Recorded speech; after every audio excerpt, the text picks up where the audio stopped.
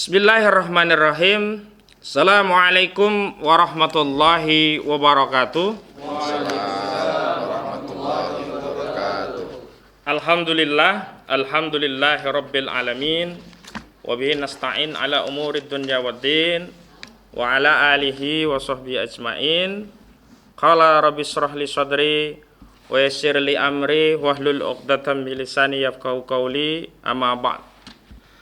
Pertama-tama kita panjatkan puji syukur kita kehadirat Allah Subhanahu wa taala, Allah yang menciptakan manusia, Allah yang menciptakan alam semesta, Allah yang menciptakan kehidupan, dan Allah pula yang kelak akan meminta pertanggungjawaban kita semua, dan kita semua pasti kembali kepada Allah.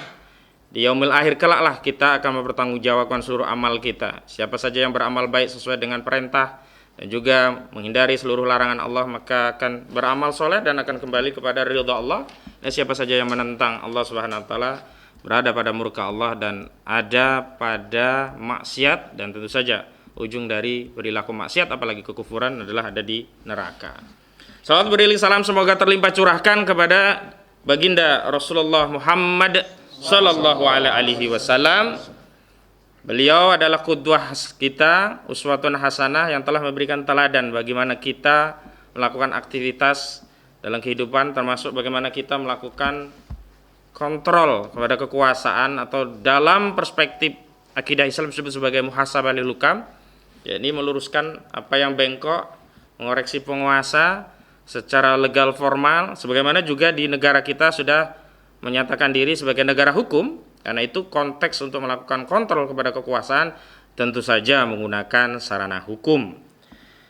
Pada kesempatan malam ini kami dari tim advokasi Bambang Tri Mulyono, penulis buku Jokowi Undercover, malam ini sengaja memberikan keterangan press conference, dan press conference ini ditujukan kepada segenap bangsa dan seluruh tumpah darah Indonesia, segenap rakyat Indonesia di seluruh penjuru tanah air, karena apa yang akan kami sampaikan ini punya konsekuensi bagi masa depan bangsa dan negara Indonesia.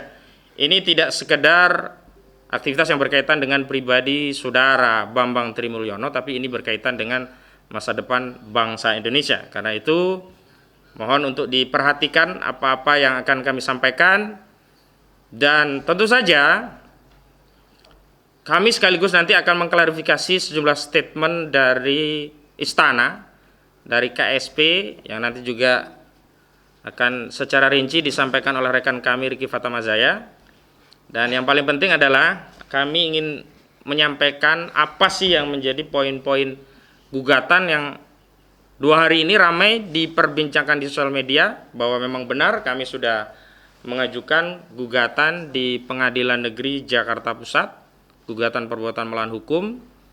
Ada 4 pihak yang kami gugat. Yang pertama Presiden Joko Widodo, yang kedua Komisi Pemilihan Umum, yang ketiga ada MPR RI, dan yang keempat ada Mendikbudristek atau dulu Menteri Pendidikan dan Kebudayaan. Baik, sebelum saya mulai, saya perkenalkan sudah hadir di tengah-tengah kami ini. Ini adalah tim advokasi Bambang Tri Mulyono, saya sendiri selaku koordinator advokat. Nanti menyusul ketua timnya adalah Profesor Dr. Egy Sujana Mastal. Karena kebetulan hari ini suasana Jakarta dan sekitarnya hujan yang lumayan deras sehingga ada hambatan-hambatan. Dan di sebelah kiri saya ada Arif Nugroho. Dia dari komunitas pecinta literasi yang nanti juga kita minta pandangannya. Sebelah kiri saya lagi ada Anwar Silalahi, anggota tim advokasi Bambang Tri Mulyono.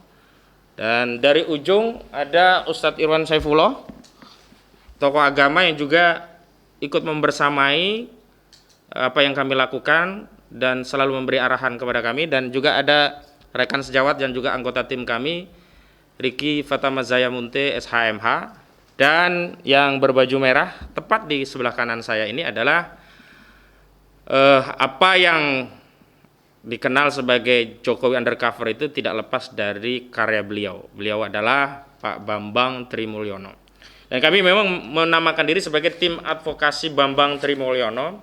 Dan untuk perlu kami sampaikan bahwa gugatan sudah terdaftar, sudah kami sampaikan. Dan terhadap gugatan ini kami ingin sampaikan beberapa hal ya. Yang pertama, perihal gugatan apa? Yakni gugatan perbuatan melawan hukum berupa memberikan keterangan yang tidak benar dan atau memberikan dokumen palsu berupa ijazah, bukti kelulusan SD, SMP, SMA atas nama Joko Widodo dalam proses pemilihan presiden dan wakil presiden 2019-2024. Kenapa ke sana? Kenapa tidak pemilu sebelumnya? Kenapa tidak sampai dulu di Solo? Nanti ada rekan Riki Fatambasi akan menjelaskan. Terus apa substansinya? Bahwa substansinya adalah ada syarat kelengkapan dalam pemilihan presiden dan wakil presiden yang diantaranya diatur dalam peraturan Komisi Pemilihan Umum Republik Indonesia. Karena itu KPU juga kami tarik sebagai pihak tergugat karena KPU juga melakukan kelalaian, telah menerima ijazah yang palsu sehingga bisa memuluskan seorang calon presiden, bakal calon presiden menjadi calon presiden begitu. Nah, dalam konteks itulah kami menarik KPU karena KPU telah menerima ijazah yang abal-abal sebagai syarat kelengkapan presiden calon presiden menjadi Presiden Republik Indonesia begitu. Dan dasarnya adalah di ketentuan Pasal 9 ayat 1 PKPU nomor 22 tahun 2018 yang ini berkaitan dengan syarat-syarat seorang presiden khususnya di huruf R. Di sana dikatakan bahwa seorang calon presiden minimum itu adalah berpendidikan paling rendah tamat sekolah menengah atas, madrasah aliyah, sekolah menengah kejuruan, madrasah aliyah kejuruan atau sekolah lain yang sederajat. Dan dokumen-dokumen itu tentu harus diverifikasi oleh KPU selaku tergugat 2. Dan karena ada kelalaian bahwa dokumen yang diajukan calon presiden saat itu ya bakal calon dan kemudian ditetapkan calon, maka kami juga tarik pihak KPU sebagai pihak yang ikut bertanggung jawab. Apa perbuatan melawan hukumnya? Sesuai ketentuan pasal 1365 Kitab Undang-Undang KUH Perdata dikatakan bahwa tiap perbuatan melanggar hukum yang membawa kerugian kepada orang lain mewajibkan orang yang karena salahnya menerbitkan kerugian itu mengganti kerugian tersebut ya. Dan dalam hal ini kita memberikan deskripsi atau kualifikasi ijazah yang tidak sesuai isinya atau ijazah yang palsu itu adalah perbuatan melawan hukum, baik membuat ijazah palsu atau menggunakan ijazah palsu. Keduanya adalah perbuatan melawan hukum. Sehingga ketika menggunakan ijazah palsu dalam proses kontestasi pemilihan presiden dan wakil presiden di tahun 2019, maka itu terkategori perbuatan melawan hukum. Dan KPU juga melakukan perbuatan melawan hukum karena apa? Karena lalai meloloskan verifikasi terhadap dokumen yang semestinya tidak lolos, semestinya batal karena syarat-syarat untuk menjadi calon presiden sebagaimana diterbitkan oleh tergugat 2 yakni KPU di dalam per KPU tadi ya, itu adalah syarat-syarat yang sifatnya kumulatif bukan alternatif. Artinya kalau satu syarat saja tidak terpenuhi, maka seorang bakal calon presiden tidak bisa menjadi calon presiden. Terlepas bahwa ada syarat dari partai sebagaimana diatur di dalam pasal 222 Undang-Undang Pemilu, Undang-Undang Nomor 7 Tahun 2017 berkaitan dengan apa yang disebut dengan presidential threshold, bahwa calon presiden atau calon wakil presiden itu hanya bisa diajukan oleh partai atau gabungan partai politik dengan suara kursi di DPR minimal 20% atau total suara minimal 25%. Tapi ada syarat yang sifatnya subjektif yang ini juga harus dipenuhi oleh seorang calon. Ada di ketentuan pasal 9 ayat 1 peraturan KPU nomor 22 tahun 2018 dari huruf A sampai huruf R, S, T sampai ST gitu. Dan huruf R tadi masalah pendidikan. Makanya ijazah harus diperiksa oleh KPU. Ada syarat yang lain seperti bertakwa kepada Tuhan Yang Maha Esa, warga negara Indonesia sejak kelahirannya, suami atau istri calon presiden dan suami atau istri calon presiden adalah WNI, tidak pernah mengkhianati negara serta tidak pernah melakukan tindak pidana korupsi dan tindak pidana berat lainnya, mampu secara rohani dan jasmani untuk melaksanakan tugas dan kewajiban sebagai presiden dan wakil presiden, bertempat tinggal di wilayah negara Republik Indonesia, telah melaporkan kekayaan, tidak sedang memiliki tanggungan utang, dan seterusnya. Syarat-syarat ini sifatnya kumulatif, bukan alternatif. Artinya setiap syarat dalam poin-poin per KPU tadi harus dipenuhi seorang calon presiden. Kenapa demikian? Karena kita tidak memilih seseorang yang akan memimpin bangsa ini dengan kekuasaan yang luar biasa. Presiden itu dia punya kewenangan eksekutif, legislatif sekaligus yudikatif. Kewenangan legislatif misalnya, seorang presiden bisa bikin perpu. Tidak perlu menunggu 500 sekian anggota DPR yang dia punya kewenangan legislasi. Presiden secara mandiri bisa menerbitkan peraturan pemerintah pengganti undang-undang. Yang ketika perpu itu diterbitkan, dia langsung berlaku sebagaimana undang-undang. Walaupun nanti ada koreksi di DPR, apakah perpu tadi akan ditingkatkan menjadi undang-undang atau dibatalkan. Tetapi presiden itu punya kewenangan legislasi, termasuk membuat peraturan-peraturan di bawah undang-undang, peraturan presiden, keputusan presiden, nanti ada peraturan menteri. Jadi karena luasnya kekuasaan presiden itu, termasuk presiden juga punya kewenangan yudikatif dalam pengertian terbatas, misalkan pemecatan ASN yang tanpa pengadilan, itu dilakukan oleh kewenangan eksekutif melalui menteri dan pejabat-pejabat terkait. Ini yang membuat kita ya bisa memahami kenapa syarat-syarat tadi rinci, limitatif, dan harus dipenuhi semuanya, bukan alternatif. Sehingga satu syarat saja tidak terpenuhi, maka batalah atau tidak layak seorang presiden itu menjabati atau menduduki jabatannya. Sehingga bisa kita kualifikasi jika seorang presiden kurang syarat, kita bisa kualifikasi sebagai presiden tidak sah, ilegal, dan inkonstitusional. Nah, apa yang menyebabkan gugatan ini dilakukan dan apa kerugiannya? Sebenarnya kerugiannya bukan hanya kepada klien kami, Pak Bambang Trimulyana. Ini adalah kerugian bagi segenap rakyat Indonesia. Kenapa demikian? Karena tentu saja kita rugi kalau memiliki seorang presiden yang ternyata ilegal, memiliki presiden yang ternyata kurang syarat, memiliki presiden yang ternyata dalam proses ya seleksi, dalam proses pemenuhan syarat administratif dalam hal ini ijazahnya ternyata ijazah tadi abal-abal. Nah, di titik itulah kemudian maka karena tergugat satu yakni presiden ini melakukan perbuatan pelanggaran hukum, maka sah dan wajar kalau kita meminta pertanggungjawaban karena perbuatan melawan hukum gitu. Dan pertanggungjawaban ini klien kami ini Pak Bambang tadi nggak mata duitan, ini nggak menuntut ya misalkan minta berapa triliun atas kerugian itu ya, karena presiden sudah menimbulkan hutang lebih dari 7.000. Waalaikumsalam warahmatullahi wabarakatuh. Langsung Bang ya. Presiden baik, ini Bang Egy Sujana sudah hadir, alhamdulillah. Kita lanjut dulu ya Bang ya. Ya.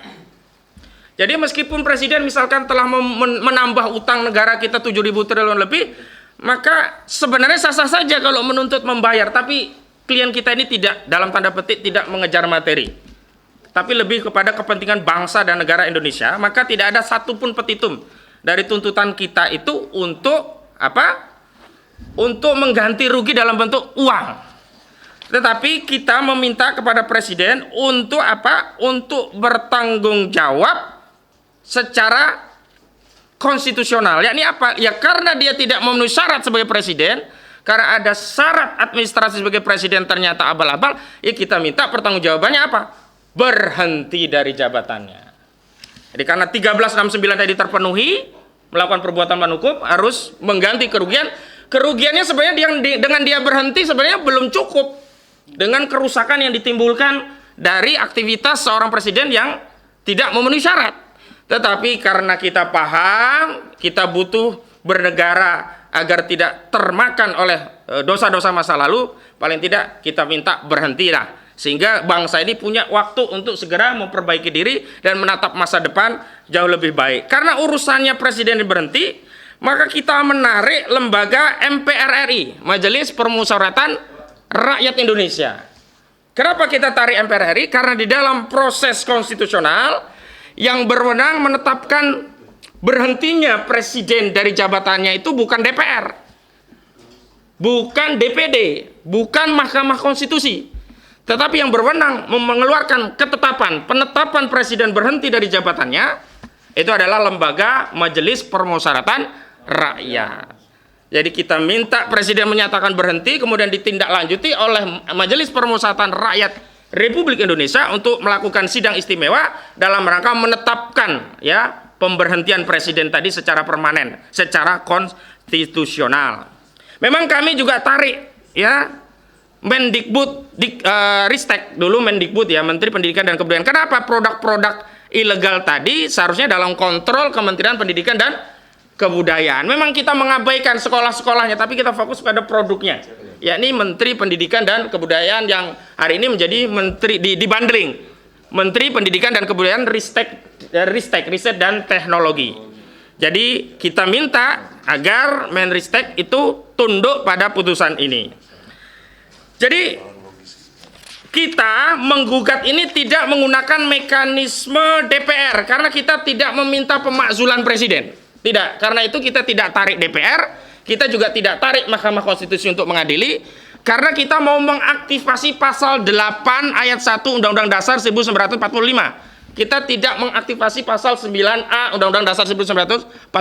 Kalau ini terkait pemakzulan, memang mekanismenya harus melalui DPR sampai DPR mengeluarkan apa yang disebut dengan HMP. Hak menyatakan pendapat, dan HMP tadi dibawa ke Mahkamah Konstitusi, di Mahkamah Konstitusi diadili secara justisia, setelah ada putusan baru ditindaklanjuti oleh Majelis Permusyawaratan Rakyat Indonesia. Nah, karena kita tidak memproses pemakzulan, tapi kita memproses perbuatan melawan hukum, dan kita minta pengadilan menyatakan presiden melakukan perbuatan berhukum, dihukum untuk menyatakan berhenti dari jabatannya, maka pemberhentian itu tidak perlu lewat DPR lagi, tidak perlu lewat MK lagi, tapi langsung bisa ditetapkan oleh Majelis Permusyawaratan Rakyat Indonesia. Itu konstruksi hukumnya. Jadi sekali lagi kami juga ingin menegaskan, ini gugatan serius ya, bukan ngeprank, bukan abal-abal, ini serius sungguh-sungguh. Jadi kepada lembaga negara yang terkait dengan hal ini, silahkan untuk menanggapi sungguh-sungguh, ada forumnya yang sungguh-sungguh di dalam proses persidangan nanti, dan kami persilahkan pihak-pihak yang memang terkait dengan perkara ini mau mengajukan diri sebagai pihak intervensi, kami persilahkan. Kalau lembaga presiden mau melakukan gugatan balik dalam bentuk rekonvensi, kami persilahkan. Tetapi melalui saluran-saluran yang telah disediakan konstitusi. Itu pengantar dari kami. Agenda selanjutnya nanti kita ingin mendengar apa yang menjadi latar belakang dari Pak Bambang Tri sehingga akhirnya memberikan kuasa kepada tim hukum. Nah, setelah itu nanti ada pemaparan dari Bang Egy Sujana, setelah itu dari Bung Riki Fatamazaya, kemudian ada dari Arif Nugroho, dan terakhir Bang Ustadz Irwan Saifullah. Itu pengantar dari kami. Kalau nanti ada pendetailan nanti bisa didetailkan oleh Bang Egy, Riki, dan yang lainnya. Sekian saja, sekarang saya persilakan kepada Bapak Bambang Tri Mulyono untuk menyampaikan pandangannya. Silakan Pak. Bismillahirrahmanirrahim. Assalamualaikum warahmatullahi wabarakatuh. Waalaikumsalam warahmatullahi wabarakatuh. Alhamdulillah, syukrulillah, wala hawla wala quwata illa billah. Allahumma sholli ala sayyidina Muhammad wa ala ali sayyidina Muhammad.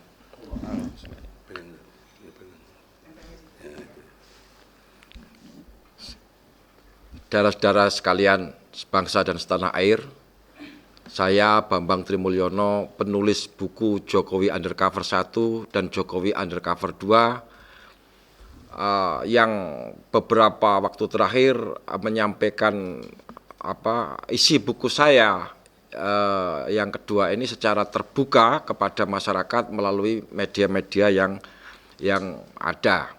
Gitu. Maksud saya adalah bahwa sebenarnya kita dalam keadaan yang ini bahasa saya, bahasa analogi saya, kita sedang berada di dalam tepi jurang kehancuran sebagai bangsa dan negara. Baru di tepi. Ya mungkin sudah jatuh, tapi pokoknya ini to be or not to be yang harus kita lakukan dalam mencegah keberlanjutan keadaan keadaan yang sangat membahayakan ini. Karena ibarat kapal, kita ini dipimpin oleh nahkoda yang tidak punya ijazah pelayaran. Masya Allah. Jadi kita tidak tahu apakah menabrak karang, apakah akan keliru arah, akan mendarat di pulau setan dan sebagainya, kita tidak tahu. Menurut saya ini perlu saya sampaikan. Jadi secara hukum saya tahu ya bahwa dalam menghadapi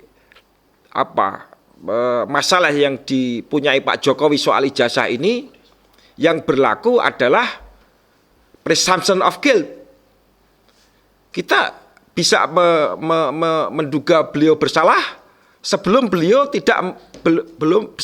membuktikan bahwa beliau tidak bersalah. Baru ketika nanti proses pengadilan yang berlaku adalah asas sebaliknya, presumption of innocent. Yaitu artinya dia boleh menyampaikan pembelaan sebelum diputuskan bersalah oleh hakim. Tetapi yang penting secara logika, lebih baik ini dibuktikan bahwa Pak Jokowi tidak bersalah dari tidak ada pembuktian, tetapi kita tidak tahu apa yang sesungguhnya terjadi. Gitu loh. Adapun saya sebagai penggugat, ini bukan untuk kepentingan saya sendiri. Ini adalah kepentingan seluruh bangsa ini. Coba kalau kita berpikir agak tenang gitu ya. Kalau bisa kita buktikan di pengadilan bahwa ijazah Pak Jokowi SMA itu palsu, maka otomatis dia tidak sah menjabat sebagai presiden sejak 2014. Meskipun yang kita ajukan ini bukti-buktinya berkait dengan yang 2019 untuk menyederhanakan gugatan saya kira. Tetapi kan ijazah SMA yang ditumpuk sama aja.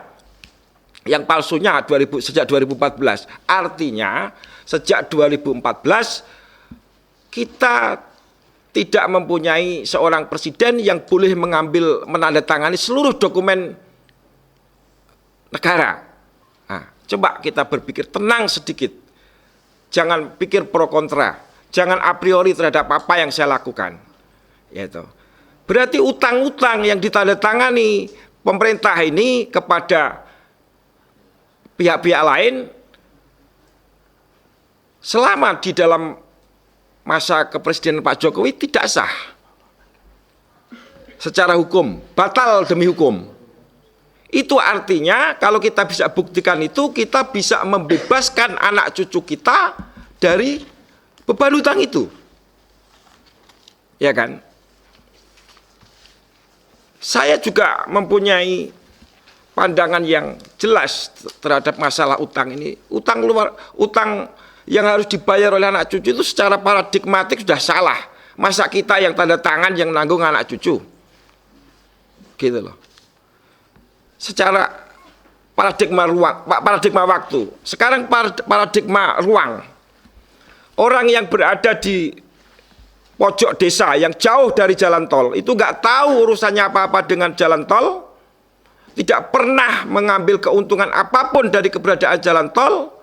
Tiba-tiba dia dan anak cucunya menanggung utang untuk yang dipakai untuk membangun jalan tol itu. Benar saja sudah salah secara paradigma, apalagi ini ditandatangani oleh orang yang tidak sah untuk menandatangani itu.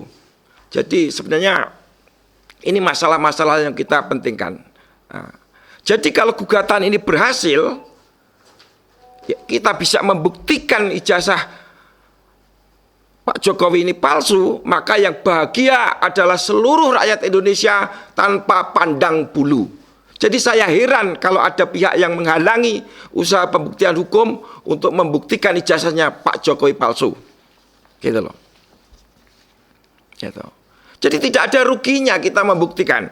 Kalau memang Pak Jokowi punya ijazah beneran, nggak sulit beliau membantahnya. Gitu. Sangat mudah, apalagi dia presiden, tinggal panggil saksi-saksi yang saya sebutkan di buku saya. Apa susahnya menjawab itu? Gitu loh. Dan sebagai rakyat, saya berhak untuk mendapatkan jawaban beliau melalui fasilitas yang disediakan pengadilan. Dan sebagai rakyat pula, saya kira seluruh rakyat Indonesia berhak mendengar jawaban dari presiden atas pertanyaan saya itu. Gitu. Ya, saya kira itu penting sekali. Jadi ini tidak ada niat apapun selain demi kebaikan, kemaslahatan seluruh bangsa dan negara. Apapun motivasi saya, tidak ada yang lebih rendah daripada niat utama itu. Kalau bahasa Arabnya itu maksudul a'zam itu apa? Ya untuk membebaskan anak cucu kita dari hutang yang ditandatangani oleh Pak Jokowi yang tidak sah. Untuk tanda tangan itu, apabila kita bisa membuktikan secara hukum, dan saya yakin bisa, seluruh pengacara saya ini bisa membuktikan bahwa ijazahnya Pak Jokowi SMA itu palsu atau dibuat dan dipakai secara melawan hukum. Nah, itu intinya. Adapun pertanyaan kedua, ini tidak menyangkut hukum, tapi orang ini kan heran. Bambang Tri itu seberapa dekat dengan Jokowi, kok bisa tahu semuanya, ibaratnya celana dalamnya Pak Jokowi warnanya apa kok sampai bisa tahu kan gitu kan. Ini tamsilnya gitu. Nah, ini saya jelaskan secara pribadi saya tidak kenal dengan beliau ya. Jadi usia juga jauh dari beliau 61, saya 51. Secara geografis juga jauh. Beliau Blora, saya Blora, beliau Solo, ya toh.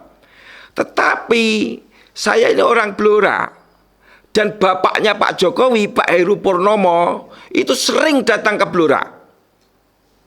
Gitu. Sehingga saya banyak mendapat cerita-cerita tentang bapaknya Pak Jokowi itu, termasuk kemudian Pak Jokowi sendiri itu ke Blora. Jadi kebetulan ada persinggungan sejarah gitu Pak. Itu yang membuat saya tahu dan kemudian menelisik dalam lagi gimana sih Pak Jokowi ini kok abal-abal semua informasinya gitu loh. Yang paling abal-abal saya sebutkan, misalnya ada orang tua sudah pikun, Pak Kasmujo diseret-seret ke atas panggung, inilah dosen pembimbing skripsi saya galak beliau, dulu galak sekali, saya ajukan dibentak, balik gini, galak sekali. Dan semua berita yang mengcover acara itu, inilah dosen pembimbing skripsi Jokowi. Karena memang kesannya Pak Jokowi itu dosen pembimbing skripsi kan, mengkoreksi skripsinya Pak Jokowi. Nah, dalam buku saya ini saya sajikan data di mana Pak Kasmujo melalui konferensi pers mencabut atau menolak omongan Pak Jokowi itu resmi, tertulis, terdokumentasi, saya bukan pembimbing skripsi Jokowi. Kan selesai. Berarti Pak Jokowi bohong. Itu UGM ya? UGM. Ya, ini sekedar ilustrasi sebenarnya. Sebenarnya kalau UGM ini nggak masalah, palsu juga nggak masalah. Yang tercantum di undang-undang Kita fokus ke Pak Jokowinya saja. Pilpres itu SMA. Nah, makanya saya fokus ke SMA itu, seluruh saksi-saksi sudah saya temui, dan memang ini kalau saya ditanya kok bisa tahu semuanya, ini memang ada campur tangan Tuhan Pak. Masya Allah. Ya toh. Satu hal saja, bagaimana saya bisa mendapatkan nomor orang-orang yang harus saya temui itu komplit dan aktif. Saya sendiri masih bingung bagaimana cerita awalnya saya dapat nomor-nomor itu, gitu loh. Ya memang komplit, namanya dokumen cemplon, gitu. Jadi saya punya nomornya Joko Wahyudi segala macam itu, sehingga saya bisa melakukan recheck sebagai wartawan, gitu. Tadi mengenai kedekatan, walaupun saya belum tahu bahwa Pak Jokowi itu kemudian akan nyalon wali kota, yaitu akan nyalon gubernur, kemudian nyalon gubernur tahun 99, yaitu ada orang yang menyebut nama Pak Jokowi itu, ya maksudnya tentu tidak ada kaitannya dengan ini, tapi bagian dari cerita yang saya dengar, yaitu Uskup Puja Sumarta dari Semarang, yang kebetulan saya akrab dengan dia karena saya dikenalkan oleh Pak Jaya Suprana pada beliau, yaitu sebagai wartawan saya dikenalkan itu ada uskup yang progresif, gitu loh. Artinya apa? Mau mengembangkan toleransi, gitu-gitu loh. Pokoknya kebersamaan sebagai bangsa, apapun latar belakang agamanya, gitu, gitulah. Pluralitas ya, apa yang dikampanyekan beliau. Nah di situ saya mendengar keterangan beliau bahwa Pak Jokowi ini Katolik. Beliau sebutkan nama baptisnya Hirmanus. Itu kan kemudian ketika ada persoalan dengan Pak Jokowi kan segar kembali ke memori saya. Nah, kemudian saya cek ulang tahun 2015 kepada beliau. Beliau menyanggupi dan menegaskan lagi, ya benar yang kamu ingat itu betul. Saya kan takut lupa gitu ya, itu ada gap 99 sampai 2015. Ternyata itu dikonfirmasi beliau. Cuma ketika saya minta untuk melihat data-datanya gitu, beliau menyanggupi, tapi Tuhan berkehendak lain, beliau wafat tahun 2015 di Rumah Sakit Bethesda, Yogyakarta.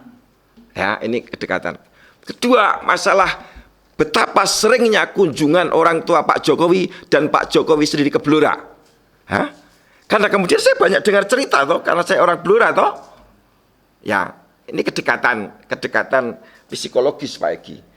Kedekatan apa gitu ya, bukan kedekatan fisik. Tapi sempat bersama nggak sama Jokowi? Enggak sempat bersama. Saya pernah melihat Pak Jokowi itu waktu beliau mau dicalonkan sebagai Gubernur Jawa Tengah di Panti Marhen Semarang. Tapi kan bareng-bareng, saya kenal beliau, beliau nggak kenal saya, gitu loh Pak. Gitu. Kemudian waktu pencalonan Gubernur Jakarta juga saya pernah ikut-ikutan. Artinya nggak ada motif dendam kan sebenarnya, karena nggak ada, gitu loh. Gitu. Terus kalau dendam itu kan motivasinya jelek, menghukum Pak Jokowi. Hah? Enggak, saya malah justru sarankan kita bangsa Indonesia harus berjiwa besar, memaafkan Pak Jokowi apabila beliau berani mempertanggungjawabkan perbuatannya sendiri. Orang normal itu harus berani mempertanggungjawabkan semua perbuatannya di depan hukum tentu saja. Ya. Gitu. Yang penting adalah tadi maksud yang lebih besar tadi. Kalau ini kita berhasil, yang bahagia adalah seluruh rakyat Indonesia karena terbebas dari beban utang luar negeri yang nggak jelas urusannya itu. Masa ada tetangga lewat tanda tangan terus kita suruh bayar utangnya, ya kan? Dan tidak cuma itu, anak cucu kita bahkan yang belum lahir 2-3 generasi, ya itu juga ikut terbebas. Kalau kita bisa buktikan bahwa ijazahnya Pak Jokowi SMA ini palsu, berarti semua keputusan dia tidak sah, termasuk ketika utang-utang itu dibuat. Gitu. Apa yang jelek dari motivasi semacam ini? Kenapa Anda membuli saya? Gitu. Ya kan? Semua data saya clear, ada dokumen otentiknya, bisa diverifikasi ulang, kita lihat bersama-sama. Jadi tidak fair kalau Anda semua mengatakan saya motivasinya kurang dan sebagainya. Tadi saya teruskan mengapa saya dekat dengan Pak Jokowi secara kejiwaan, karena Pak Jokowi itu sejak orang tuanya sering datang ke Blora. Satu, sebagai pengusaha kayu jati, Blora itu pusatnya jati, ya toh. Kedua, mohon maaf karena Blora itu juga basis PKI, ya kan? Dukun PKI yang paling terkenal itu dari Blora. Satu namanya Mbah Suronginggil, kedua namanya Mbah Trosami. Dua-duanya pernah didatangi oleh Pak Heru Purnomo, ayahnya Jokowi, gitu loh, ya kan? Yang menarik dengan kaitan ijazah, tahun 99 Pak Jokowi ini mendatangi dukun yang kedua, Pak Mbah Trosami itu, dan mengatakan minta restu atau doa mau nyalon lurah, ya, mau nyalon lurah. Jadi beliau cita-citanya sebenarnya nyalon lurah Pak, meneruskan mbahnya yang di Karanganyar itu. Nah, Mbah Trosami ini orangnya jeli. Kenapa nyalon lurah? Kenapa tidak yang lebih tinggi? Jawabnya adalah karena saya tidak lulus SMA. Dari mana keterangan ini saya dapat? Dari anaknya Mbah Trosami. Namanya Sumari, sekarang masih hidup di Blora. Ya kan? Hal-hal begitu. Tapi itu tidak cukup. Saya harus mencari dokumen-dokumen tertulis. Itu semua saya lakukan selama 2,5 tahun dan komplit. Gitu. Nah, tidak hanya itu. Kalau kita lihat nomor seri ijazah, nomor induk ijazah yang ditumpuk Pak Jokowi di KPU itu, ya kan? Itu ada rumusnya. Di situ bisa dilihat kebohongan Pak Jokowi. Dari nomor-nomor itu. Lah siapa yang bikin nomor-nomor itu? Kan saya nggak ngerekayasa. Gitu. Nah, bisa Anda baca keterangannya di buku saya. Bagaimana saya bisa memfitnah? Yang bicara adalah kepalsuan ijazah itu sendiri. Gitu. Secara prima facie, di atas permukaan, seperti Anda melihat seorang cewek, oh cewek itu cantik atau enggak, langsung ketahuan. Lihatlah ijazah Pak Jokowi itu, fotokopinya itu, foto ijazahnya foto editan. Ya, catat ini. Foto ijazah SMA Pak Jokowi itu, foto ijazahnya foto editan. Ya, saya sudah buktikan, temukan dari foto mana yang diedit. Ya kan? Nah, pertanyaannya, apakah ada ijazah bener yang terbit di tahun 80 fotonya editan? Karena waktu itu belum ditemukan teknologi editing foto. Ya kan? Itu aja tentu sudah jelas dan terbuka semuanya. Pokoknya begini dah, kita buktikan aja itu di pengadilan. Yaitu saya akan buka semuanya. Silahkan Pak Jokowi menghadirkan bukti dia. Bukti-bukti dia untuk membantah saya gitu. Tetapi ingat, kalau kita ini berhasil yang bahagia seluruh rakyat Indonesia karena minimal terbebani beban utangnya, gitu, termasuk anak cucu kita, nanti tentu saja para ahli hukum dan para ahli pemerintahan yang akan mendalilkannya. Tapi saya punya pandangan, saya yakin itu akhirnya akan berujung juga ke situ kalau kita perjuangkan dengan sungguh-sungguh, gitu Pak Egi. Ya. Dan saya minta begini, kalau kita melihat sejarah, negara Israel itu didirikan dengan melawan hukum internasional secara total, karena merampas tanahnya orang Palestina, gitu loh, macam-macam gitu. Tapi kenapa bisa berdiri? Kenapa bisa berhasil? Bagaimanapun loh, ini harus menjadi motivasi kita. Apalagi kita yang benar, kita mau membebaskan anak cucu kita dari beban hutang kok kita nggak sungguh-sungguh.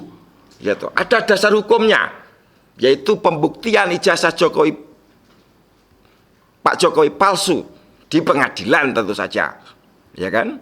Saya tadinya nggak tahu, kemudian kenapa saya menyerahkan ini semua kepada Pak Egi CS, karena beliau mengatakan kepada saya, Anda bisa menggugat pengadilan, gitu loh. Karena perbuatannya itu melawan hukum, ya, makanya Anda bisa, itu. Ya tentu saya serahkan kepada ahlinya, saya percaya kepada beliau semua, dan saya yakin semua yang bersama saya ini tidak punya niat sedikit pun yang jelek kepada semua pihak, termasuk Pak Jokowi, gitu loh. Justru mereka yang memberi masukan-masukan keliru kepada Pak Jokowi, saya address ini KSP. Anda itu kalau memberi masukan yang benar, Pak, posisi hukum Anda lemah, jangan malah bikin kita katanya provokasi apanya? Wong kita diterima gugatannya di pengadilan, fasilitas itu disediakan kok.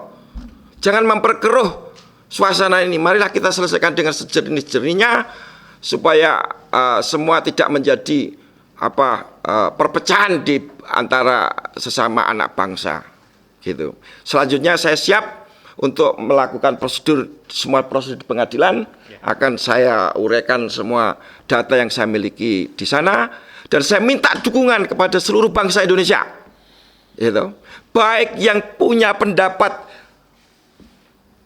pro dan kontra terhadap Bambang Tri, tapi masalah pembuktian ini Anda semua harus mendukung, gitu. Baik hasilnya nanti terbukti ijazah Pak Jokowi benar atau palsu, pokoknya didukung dulu proses pengadilannya, karena ini akan membawa keuntungan yang yang besar sekali bagi seluruh bangsa ini, dan Pak Jokowi bisa punya peran penting dalam memberi jawaban terhadap semua ini, gitu loh. Sekian penjelasan saya. Untuk selanjutnya supaya bisa dimintakan keterangan kepada kuasa hukum saya, dan begini, ini sementara ya, artinya kami bersikap terbuka, siapapun para praktisi hukum yang pengen bergabung, kita pintunya terbuka. Ini Pak ini ya, jadi nanti kita betul-betul supaya ini menjadi perjuangan bersama, perjuangan hukum seluruh rakyat, gitu loh. Dan lagi pula saya minta media beri perhatian, gitu loh. Apapun kepentingan Anda harus beri perhatian. Ini masalah penting, masalah yang menyangkut nasib dan masa depan anak cucu kita. Gitu. Kalau bangsa kita ini yang sudah 50 tahun ke atas ini paling 10 tahun, 15 tahun lalu sudah mati.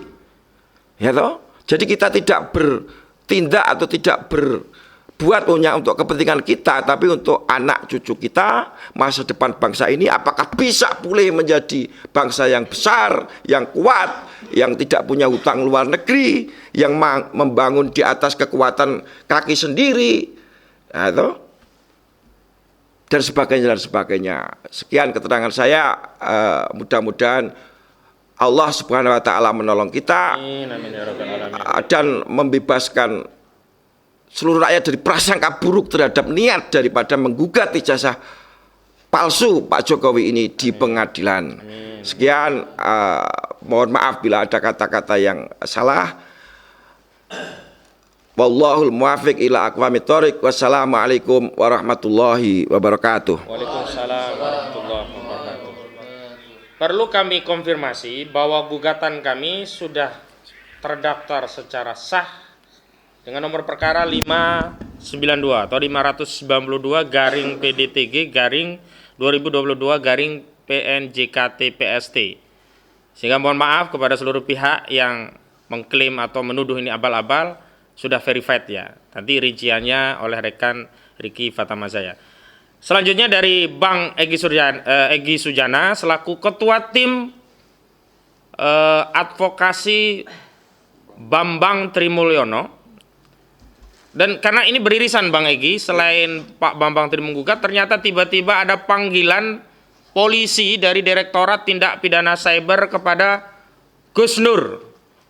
Yang kami duga itu ada kaitannya dengan podcast Gus Nur dengan Pak Bambang Tri beberapa waktu lalu. Karena tak dalam rujukan laporan itu di dalam surat panggilan disebutkan di tanggal 29 September 2022. Mohon Bang Egy selain menjelaskan posisi kasus gugatan ini juga dijelaskan posisi hukum status quo dari masalah ijazah palsu ini sehingga pihak-pihak yang keliru memahami prosedur hukum ini tidak lebih jauh salah melangkah. Demikian kami persilakan kepada Bang Egy.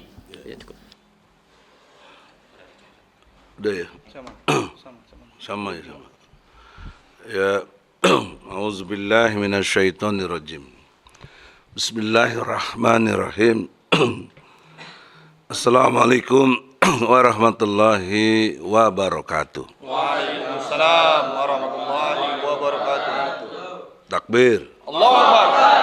Insyaallah tidak boleh ada yang besar selain Allah. Diri kita kecil, semuanya kecil, hanya Allah yang besar. Dalam kesempatan ini, Mas Bambang, dengan hormat, saya selaku advokat dan ketua tim dari advokasi ini, ada beberapa yang perlu dikonfirmasi. Yang pertama, dengan cerita Anda tadi, terkesan belum pernah ketemu sama Jokowi. Belum pernah ya? Belum pernah. Yang kedua, apakah ketemu dengan orang tuanya di Blora itu? Dengan orang tuanya ketemu atau kenal apa tidak? Bukan, itu Bukan. dari yang ditemui, yang saya ketemu saya itu yang ditemui. Oh, yang ditemui gitu ya. Nah, yang ketiga, ini kan harus diletakkan dalam perspektif ilmiah. Perspektif ilmiah itu ditekankan dua hal. Satu, metodologi. Yang kedua, istilah-istilah yang dipakai. Metodologi yang Mas Bambang tempuh, itu boleh nggak saya sebut dengan metodologi survei? Jurnalistik yang lebih tepat, Pak. Ya, tapi dengan survei itu, Ya, bisa survei. kunjung ke sana, kemari, wawancara, Iya, bisa. bisa ya, begitu ya? Iya. Nah, jadi itu memenuhi unsur sebagai yang ilmiah. Sebab ada oknum pejabat bilang buku Anda nggak ilmiah, kan begitu. Nah, saya mau bantah secara ilmu, bukan bantah si fulannya, tapi logika intelektualnya adalah sesuatu yang ilmiah itu diukur, dilihat dari metodologi. Ya. Yang keduanya istilah-istilah. Apa istilah yang dipersoalkan? Ijazah palsu. Kan begitu. Sehingga antara metodologi dan istilah itu harus klop, kalau nggak ilmiah di situ. Nah, pertanyaan seriusnya, itu Anda yakin sebagai palsu apa pembandingnya? Pembanding ijazahnya itu? Ya, karena tidak sama dengan yang asli. Oh, yang asli Anda tahu ya? Anda tahu. Maksudnya miliknya yang lain gitu loh. Tadi soal nomor-nomor tuh Nomor-nomor itu ditimpa gitu ya? Iya. Jadi gitu ya, ada karena dalam ilmu hukum harus nanti ada lab crime, kita minta lab crime ya, dalam pengertian laboratorium kriminal forensik ya. Nah, jadi saya kira ini penting awal saya sampaikan dengan istilah dan yang keduanya metodologi atau pertamanya metodologi dan kemudian istilah-istilah yang dibangun dalam konteks menjelaskan apa yang peristiwa terjadi, ini sudah syaratnya ilmiah ya. Jadi nggak perlu juga dari pernyataan rektor apa siapa, nggak ada. Kita semua punya kemampuan intelektual yang secara metodologi dan istilahnya clear. Saya menyatakan buku undercover ini ilmiah gitu deh. Selanjutnya, saudara-saudara, dalam konstruk hukum yang seperti ini berdampak serius. Sebenarnya pemalsuan itu pasalnya 263 KUHP tentang pemalsuan atau memasukkan isi surat yang berbeda. Itu kategorinya. Pemalsuan surat Iya. Tetapi kita tidak masuk ranah pidana karena posisi Presiden Jokowi itu sebagai Presiden Republik Indonesia ada mekanismenya tersendiri.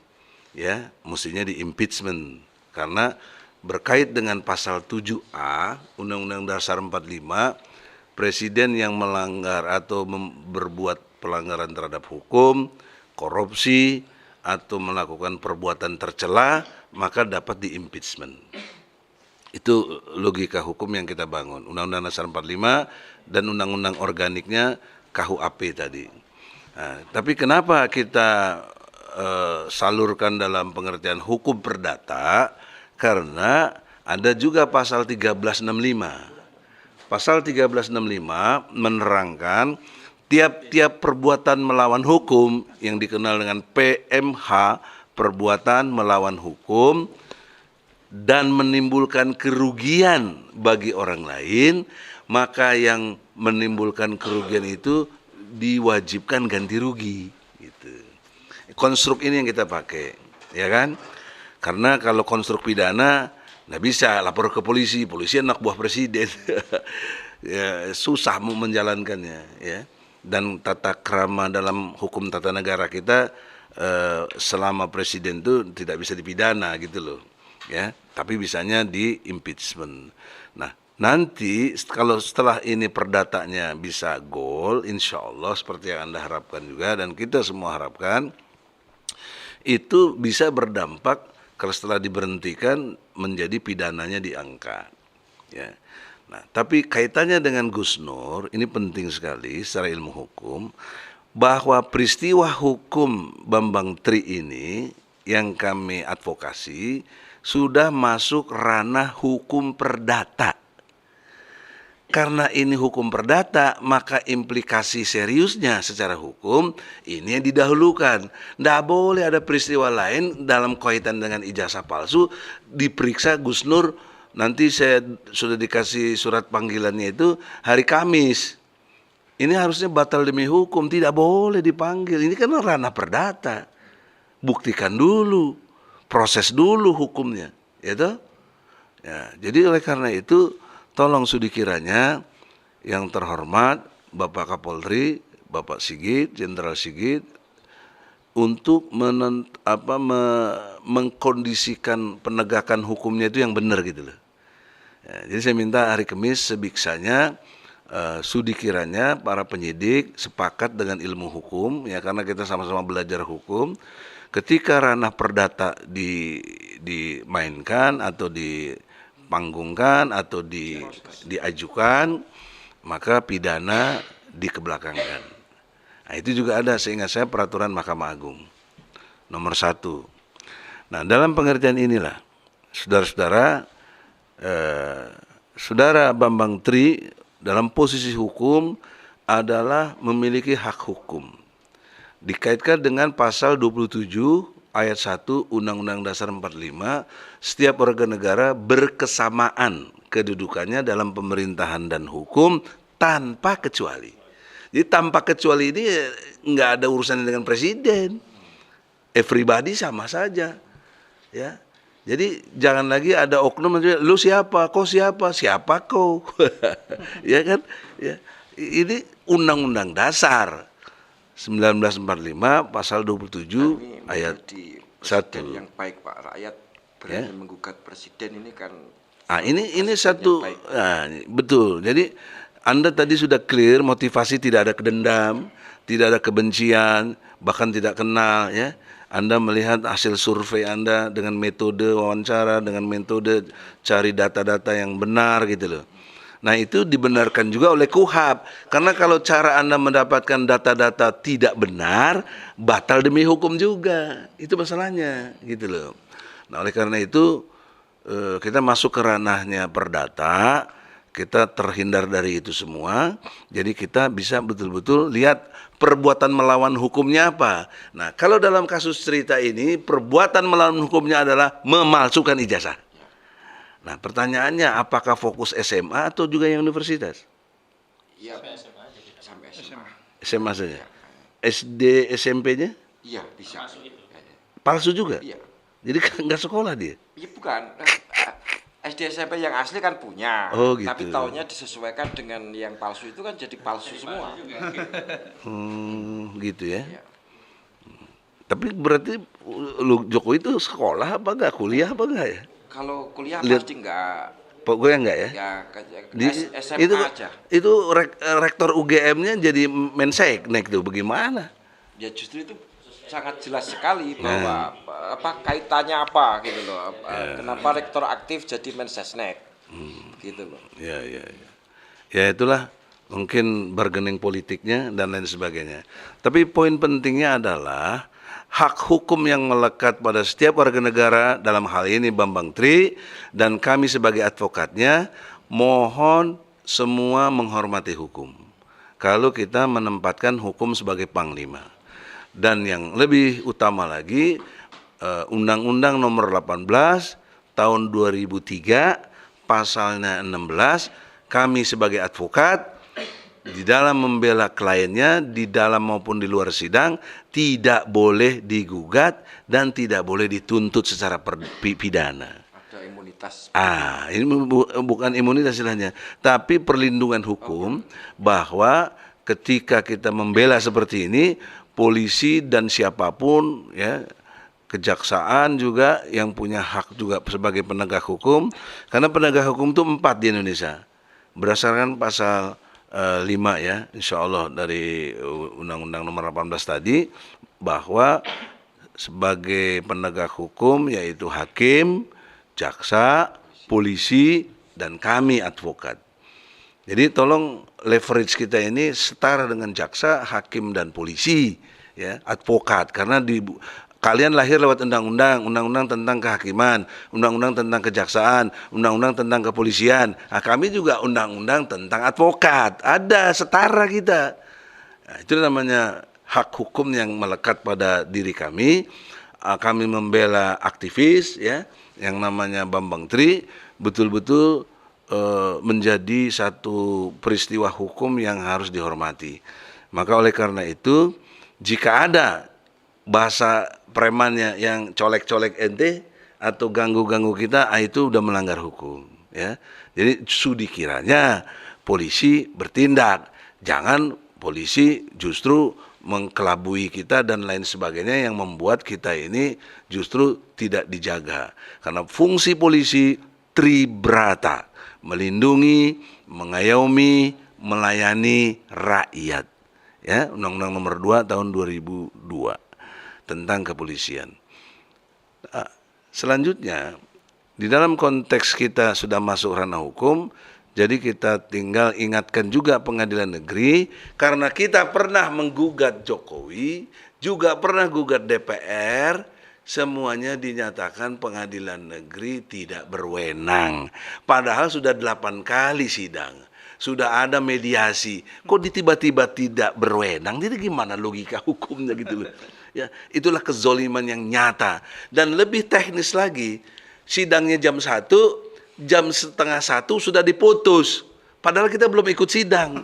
Coba, itu lebih aneh. cepat dari iya. bayangannya. Jadi bukan lagi lucu ini ya. Absurd. Waduh, luar biasa gitu loh. Sehingga kita hilang. Nah, takdirnya Allah tahun 2022 ini ya ketemu lagi Bambang. Kan apa Anda kami rekayasa supaya bikin pengadilan? Enggak tuh. Anda murni kan? Iya. Minta tolong kepada kami? Iya. Nah, itu pure karena lawyer nggak bisa merengek-rengek minta cari klien. Ya ini fakta, apalagi ini resikonya besar kaitannya dengan presiden. Jadi kita istilahnya Adinda Ahmad tadi, ini bukan abal-abal, bukan ece-ece, kita serius. Ini penegakan hukum sekaligus diuji trias politika kita yang membedakan antara kekuasaan presiden sebagai eksekutif, kekuasaan DPR, legislatif, dan kekuasaan kita dunia hukum namanya yudikatif. Nah, kita melihat heavy-nya, beratnya lebih kepada kekuatan eksekutif. Karena eksekutif banyak yang mengeluarkan biaya dan lain sebagainya. Jadi seolah-olah mereka membiayai kita-kita ini, enggak. Tapi perlu diingat, cuma lawyer yang dibayar negara. Kita bayar sendiri, ya, dan lain sebagainya. Oleh karena itu, dalam kesempatan yang berbahagia ini, sudi kiranya pengadilan, jangan sekali-kali lagi melakukan ini pengadilan tidak berwenang. Kalau pengadilan tidak berwenang, terus kita mau kemana gitu loh? Masa mesti anarkis? Masa mesti gempur sana, gempur sini? Ya nggak benar, bukan negara hukum namanya. Jadi sisi lain yang kedua, ini bagus buat Jokowi untuk segera membuktikan bahwa Anda tidak bersalah, bahwa Anda ijazahnya tidak palsu. Ini kesempatan, ya. Kalau enggak bagaimana? Maka kalau Anda memang enggak benar, maka Anda jadi ketakutan, Anda jadi panik. Tapi kalau Anda benar, tidak ada sedikit pun pemalsuan, apa susahnya? Ya, keluarin aja ijazah aslinya. Ini gue punya, lu bilang palsu dari mana lu? Wah, kurang ajar, begitu misalnya, ya. Kenapa harus nah pertanyaan saya juga bingung, kenapa waktu kemarin Anda sampai di penjara tuh, kenapa itu? Wah, itu ceritanya lebih panjang lagi, Pak. Undercover 1 tuh. Ya, lebih panjang lagi. Kita fokus ke ijazah ini karena ini. Ya artinya kenapa Anda dipidana? Harusnya kan tidak. Kenapa? Karena dia menjelaskan untuk urusannya hak hukum yang Anda punya. Untuk berbicara, lisan maupun tulisan, itu dijamin oleh Undang-Undang Dasar 45, pasal 28 huruf E. Nah, jadi kalau sampai ada yang mengganggu klien saya ini, klien kami semua ini, Anda telah melanggar hukum, apalagi mengganggu kita sebagai advokat, jelas-jelas bertentangan dengan hukum. Mari kita bertarung secara intelektual, hei jaksa, hei polisi, hei hakim. Kami punya fungsi membela, hakim punya fungsi memutus, memeriksa dan memutus, polisi punya hak untuk menyidik, jaksa punya hak untuk menuntut. Nah, itu bedangnya masing-masing. Nah, kami punya hak advokasi. Disinilah kami advokasi untuk Bambang Tri dalam memberikan keterangan yang sejelas-jelasnya. Ini pentingnya juga supaya jangan ada waksangka. Justru ini kalau dimanfaatkan dengan baik oleh saudara Jokowi, inilah cara yang terbaik, elegan, murah meriah, dan juga terhormat karena melalui sidang pengadilan. Saya kira demikian, nanti kita pertajam dengan banyak tanya jawab. Assalamualaikum warahmatullahi wabarakatuh. Baik, selanjutnya kami melihat dan mengamati sejumlah pewartaan media. Ada statement yang menurut kami pertama tidak berdasar karena belum membaca gugatan kami. Yang kedua, kami bisa katakan tendensius begitu. Karena kami ini advokat penegak hukum, jadi tidak serampangan mengajukan gugatan dan Gugatan ini juga sudah diterima oleh pengadilan dengan nomor 592/PD3/2022/PN JKT PST.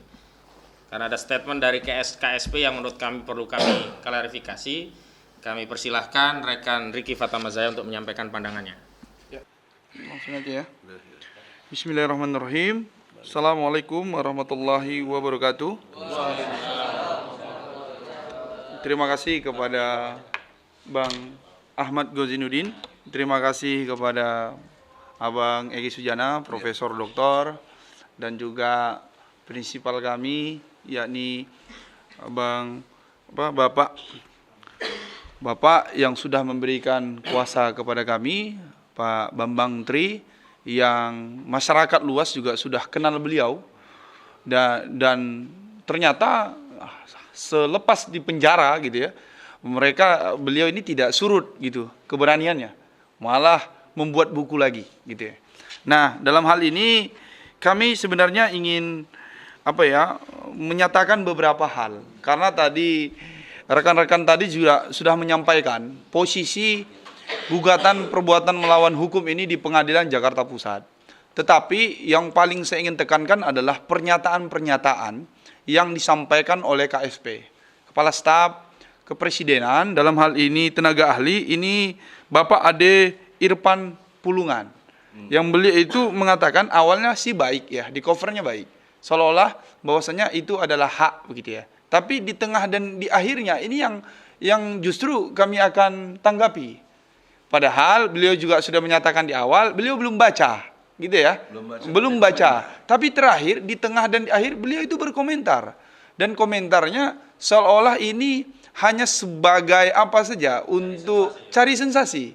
Ini tentu menyakiti kami sebagai PH, karena kami ini juga dididik belajar di perguruan-perguruan tinggi gitu ya. Jadi ini juga yang khusus kami sampaikan. Jadi pertama itu sebelum komentar Bapak Ade Irfan Pulungan ini baca dulu gitu ya. Baca dulu. Jadi jangan sampai terkesan Anda suruh baca gitu ya, ke kita masyarakat, tapi Anda tidak mau baca gitu ya. Malah Anda yang tidak membaca, tapi membuat pernyataan-pernyataan yang blunder gitu ya, dan malah terkesan tidak memiliki pendidikan seperti itu. Itu yang pertama. Yang kedua, beliau juga menyampaikan bahwasanya jangan hanya menyebarkan, jangan hanya menyebarkan kebencian dan kebohongan. Hati-hati. Jadi kalau dari kesan redaksi ini, bahasa hati-hati ini seringkali diucapkan. Seolah-olah kita itu, seolah-olah yang kita anggap masyarakat itu berpersepsi, dugaan kuatnya itu seolah ini mengancam gitu ya. Jadi negara ini ada masyarakatnya yang dikanalisasi dan itu konstitusional, itu di pengadilan, tapi ada di KSP itu mengungkapkan bahasa hati-hati. Hati-hati. Ini apa? Ini berarti dugaan kuatnya ini ada semacam secara verbal. Ini kan bentuk ancaman verbal begitu. Sehingga kami juga bingung ya, dan aneh banget gitu ya, yang posisinya ini sentral di KSP malah mengungkapkan pernyataan-pernyataan, dan lagi-lagi tanpa membaca terlebih dahulu. Jadi tolong membaca juga Pak begitu ya. Jadi apalagi ini sampai berpotensi gugatan balik, ya silakan aja gitu ya. Karena kami menggugat, Anda menggugat, kan ada juga salurannya. Gugatan balik, rekonvensi gitu ya. Rekonvensi silakan. Ya, karena Anda termasuk misalkan ya, tapi minta tanda tangan kuasa dulu dari Pak Presiden Jokowi gitu ya. Karena kalau kami ini tanda tangan dari Bapak Bambang Tri gitu. Kami punya legal standing yang jelas. Secara hukum legal standing yang jelas, baik di luar pengadilan maupun di dalam pengadilan. Jadi ini sangat serius begitu loh. Jadi apa yang kami lakukan gugat ini sangat serius. Jadi jangan dianggap main-main, apalagi hanya sebatas mencari sensasi. Kita sebagai lawyer itu tidak mencari sensasi. Kita ingin membela hak-hak klien kami. Dan di sini juga ada bisa tuduhan pidana. Jangan gitu ya. Jadi gini loh. Jadi kami ini secara konstitusional ini melakukan sesuai jalurnya gitu loh. Tapi ada seolah-olah ini mau gugat balik lah, setelah itu nanti ada unsur pidana lah segala macam. Di mana gitu? Ya Anda belum baca, tiba-tiba Anda mengungkapkan kata-kata yang bukan hanya blunder tapi juga menentukan kualitas Anda itu ya, yang mana kami sesuai dengan kualitas kami, sesuai dengan kanalisasinya, yakni di pengadilan negeri. Ini yang pertama. Dan ternyata pernyataan-pernyataan blunder itu bukan hanya dari Ade Irfan Pulungan ini saja, Bapak ini saja, tapi juga yang kami lihat ini ada dari staf kepresidenan ini, presiden ini di bidang hukum. Ini Bapak Dini, Ibu Dini Santi Purwano. Ini juga menyatakan, ya silahkan aja, sebenarnya itu hak gitu. Itu di awalnya covernya ya sebenarnya hak. Ya. Tapi diikuti ini masyarakat kita setiap hari harus bertambah cerdas gitu loh.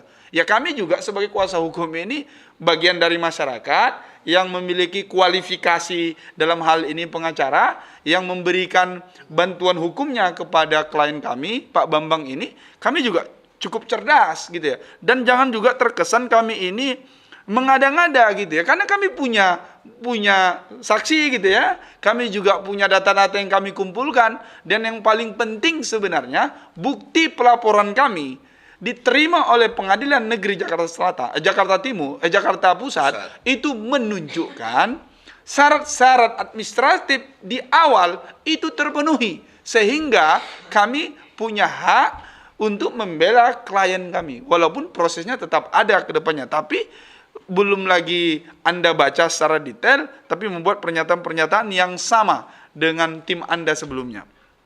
Baru setelah itu, jangan dihabiskan hanya untuk menangani yang remeh-temeh. Ini bukan remeh-temeh gitu loh. Ini pernyataan remeh-temeh ini apa? Ini menunjukkan kebenaran, menunjukkan apa yang awalnya gelap menjadi terang. Ini bukan hal yang remeh-temeh. Yang kita gugat ini adalah konstitusional dan juga itu terkait pemimpin di negeri Indonesia. Ini bukan remeh-temeh, ini sangat serius gitu loh. Jadi kalau dianggap yang remeh-temeh ini, ya Anda menganggap presiden itu remeh-temeh kan, tidak juga gitu ya. Yang tujuannya sekedar mencari sensasi dan menimbulkan provokasi di mana gitu loh. Ya kita terkanalisasi kok sesuai dengan hukum yang ada, tapi seolah-olah cari sensasi dan provokasi, tidak gitu. Kita sebagai masyarakat yang terpelajar, profesi yang mulia gitu ya, profesi yang itu membela hak-hak klien kami, ini diduga dikatakan bahasa-bahasa ini hanya sensasi atau provokasi. Ini juga kami bantah dalam forum ini. Dan tidak kalah lain, ini lanjut dari pernyataan Pak Ade Irfan Pulungan ini seolah-olah beliau mengatakan bahasanya kenapa kita ini tidak menggugat mulai dari Pak Jokowi ini waktu mencalonkan di wali kota. Padahal wali kota 2 periode kata beliau ya, di media itu. Juga pernah menjadi gubernur DKI Jakarta. Dan juga sudah 2 periode di presiden. Begini, simpelnya begini. Jadi Bapak Bambang Tri ini di penjara itu kalau tidak salah 2,5 tahun Pak ya. 2,5 tahun. Dan adanya bukti-bukti yang baru kami temukan ini setelah adanya buku beliau. Jadi secara sederhananya ketika ada bukti baru kami lakukan gugatan gitu loh. Jadi ini seperti mengajari ikan berenang ini ya. Pak Ade Irfan Pulungan ini tidak gitu. Justru karena ada bukti yang kami baru dapat, kami ditandatangan kuasa oleh beliau, kami sebagai PH beliau, kami melakukan gugatan. Simpel itu sebenarnya. Cuman karena lagi-lagi Bapak Ade Pulungan ini tidak membaca, maka muncullah pernyataan-pernyataan yang meragukan kapasitas Bapak sendiri begitu. Nah, dan yang paling utamanya lagi selain data itu sebenarnya karena memang kami baru tanda tangan kuasa. Bapak ini baru tanda tangan kuasa kepada kami beberapa hari yang lalu, langsung kami lakukan gugatan. Sesederhana itu sebenarnya. Jadi kalau tidak ada tanda tangan kuasa dari Pak Bambang, kami juga tidak dapat melakukan gugatan di pengadilan. Jadi begitu ini sebenarnya di pembelajaran di semester 1 di Fakultas Hukum gitu ya. Ini biasanya itu di pengantar ilmu hukum Indonesia gitu atau pengantar hukum Indonesia. Itu untuk penanggapan lagi-lagi tolong kepada lembaga-lembaga apalagi ini yang digaji dari pajak masyarakat. Ini jangan juga menanggapi hak-hak masyarakat dalam hal ini Pak Bambang ini secara serampangan begitu ya, serampangan, blunder gitu ya, agar masyarakat ini dapat terkanalisasi sesuai dengan hukum yang ada. Terima kasih. Assalamualaikum warahmatullahi wabarakatuh. Waalaikumsalam warahmatullahi wabarakatuh. Selain tim hukum, kami juga menghadirkan kelompok masyarakat yang bisa memberikan pandangan seputar gugatan ini. Karena hadir di tengah kita Bung Rizky Awal dari pegiat sosial media. Kita persilahkan dulu Bung Rizky Awal untuk menyampaikan pandangan dari perspektif seorang pegiat sosial media. Silakan. Ya, bismillahirrahmanirrahim. Assalamualaikum warahmatullahi wabarakatuh. Waalaikumsalam warahmatullahi wabarakatuh. Yang pertama, dalam masa duka tentunya saya mengucapkan innalillahi wa inna ilaihi raji'un ya, atas wafatnya 125 versi polisi ya. Sementara di berbagai versi yang lain di angka 200-an, yaitu supporter Aremania ya, tragedi Kanjuruhan ya. Ini menjadi tragedi yang fenomenal, wabil khusus di negeri kita tercinta gitu ya. Dan tentu bisa jadi ini harus mengevaluasi bersama bangsa yang kita tercinta ini, bangsa Indonesia. Bisa jadi ini ujian dari Allah Subhanahu wa taala atas berbagai terjadi hoax, bisa jadi ya. Kemudian itu kezaliman dan segala macam. Tapi sekali lagi mudah-mudahan ini bisa menjadi jalan untuk membuka keadilan-keadilan yang tertutup. Nah, terkait dengan buku yang dikeluarkan oleh Pak Bambang Tri Mulyono tentang Jokowi Undercover kedua ya. Yang perlu dicermati pertama adalah ini merupakan bagian kekayaan literasi Indonesia. Artinya siapapun berhak untuk menuliskan buku selama buku itu dibuat berdasarkan pandangan pribadi beliau atau bahkan bisa jadi perkara ilmiah. Karena kalau tadi disampaikan tadi melalui wawancara, survei itu kan bagian dari ilmiah. Dan jangan diklaim sebagai bentuk upaya pelengseran Pak Jokowi, pemakzulan Pak Jokowi, bukan. Karena saya rasa ini bagian dari kekayaan literasi Indonesia. Dan kalau seandainya apa yang disampaikan oleh Pak Bambang Tri Mulyono dalam buku-bukunya, wabil khusus di dalam Jokowi Undercover 2 ini tidak layak untuk dibaca, maka keluarkan buku tandingan yang terkait untuk membuktikan bahwasanya apa yang diterbitkan oleh Pak Bambang Tri Mulyono adalah sesuatu yang salah. Nah, jangan sampai terjadi kriminalisasi kepada Pak Bambang Tri Mulyono atau rekanan-rekanan beliau atau orang-orang yang ada di dalam buku-buku itu. Ya, karena bisa jadi nih para pengacara ya, case-nya bukan saja nanti ditujukan targetnya kepada Pak Bambang Tri, tapi orang-orang yang di dalamnya. Artinya ketika ini diajukan sebagai bagian dari perkara hukum, maka selainnya ada kekebalan terkait dengan orang-orang yang ada di dalam buku itu sampai nanti diberikan kesaksian-kesaksian tertulis atau di persidangan nantinya. Ya, negeri ini sudah cukup dengan banyak tragedi-tragedi ya. Jangan sampai banyak hal yang membuat tragedi pilu yang lainnya. Yang kedua, ini bukan perkara hoax atau tidak hoax. Ini bukan perkara bohong atau tidak bohong. Tapi ini adalah upaya rakyat untuk membuktikan kesetaraan hukum antara rakyat dengan penguasa di hadapan pengadilan. Karena ini cara untuk memberikan bukti bahwasanya hukum di Indonesia masih baik-baik saja. Ya kita tahu sendiri ya, netizen tercinta ya, salah satu hakim agung ya, hakim agung gitu ya, itu ditetapkan sebagai tersangka penerima suap. Nah, sidangnya Pak Bambang Tri Mulyono ini adalah upaya bagaimana kredibilitas hukum kita itu masih dipercaya atau tidak. Menguji kredibilitas hukum kita. Dan sekali lagi, ini adalah bentuk upaya rakyat untuk memberikan kedudukan yang setara di hadapan hukum. termasuk ketika berhadapan dengan Pak Jokowi. Karena sejatinya Pak Jokowi adalah rakyat. Artinya semua berhak untuk melakukan tuntutan. Dan jangan ada ancaman sedikit pun. Ya. Atau framing sedikit pun. Ya, jangan-jangan nanti selama persidangan berlangsung diberikan framing. Pak Bambang Tri ini gila lah, Pak Bambang Tri ini ada dendam pribadi lah, segala macam ya. Mudah-mudahan framing itu tidak terbentuk. Dan kami yakin selaku masyarakat biasa memperlihatkan ya ini ya, biarkan ini yang terjadi ya. Biarkan hal ini nanti teruji di persidangan atau tidaknya. Dan ketika persidangan ini diharapkan menjadi persidangan terbuka. Artinya semua pihak berhak untuk menyaksikan. Kalau ada tadi Prof. Egy Sujana bilang ke dalam beberapa perkaranya ketika berhadapan melawan MPR, DPR, kemudian Presiden itu ada perkara-perkara yang menurut beliau lucu, masyarakat itu bisa menanggapi, netizen itu bisa menanggapi. Ya. Yang ketiga terkait tentang hal ini, kami berharap ya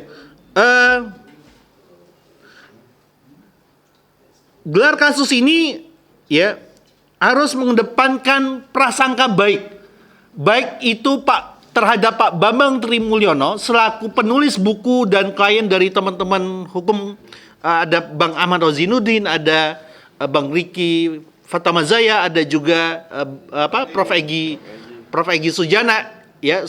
Ini ketika dihadapkan ke publik, kita harus mengedepankan prasangka baik, bukan balas dendam. Apalagi misalnya, ini Pak Bambang Tri sengaja nih, karena ini tahun-tahun dekat tahun politik, karena ada isu Jokowi akan jadi calon wakil presiden, ada upaya untuk mencegah Pak Jokowi, ya itu dikesampingkan terlebih dahulu. Prasangka baik itu dikesampingkan. Termasuk juga prasangka baik kita kepada Pak Jokowi.